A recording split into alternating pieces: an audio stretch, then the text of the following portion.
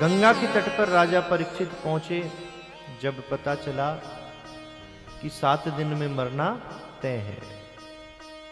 कुछ ना कुछ तो गंगा की महिमा जानते होंगे, तभी तो मां गंगा के किनारे पहुंचे। कहीं और भी तो जा सकते थे। क्या है गंगा? एक संत से किसी ने प्रश्न किया कि भारत में सबसे श्रेष्ठ जल कौन सी नदी का है? संत ने उत्तर दिया कि सबसे श्रेष्ठ जल हमारे देश में यमुना मैया का है। भक्त चौंक गया। वो सुन रहा था कि संत बताएंगे कि गंगा का जल सबसे श्रेष्ठ है। बोले महाराज, आपने गंगा जी का तो कहीं नाम ही नहीं लिया। संत ने उत्तर दिया कि गंगा के अंदर जो प्रवाह हो रहा है, जो बह रहा है, वो जल नहीं, वो तो स्वयं इस संसार में अमृत है।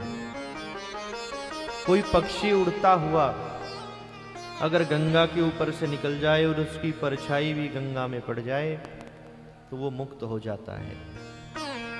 पुराने समय पर जब सुंदरियां स्नान करती थी और हिरण की कस्तूरी अपने पास रखती थी, स्नान करके जब निकलती थी, उस कस्तूरी में भी अगर एक बूंद गंगा का जल स्पर्श हो जाता था तो जिस जीव की वो कस्तूरी होती थी उसका भी उद्धार हो जाता था।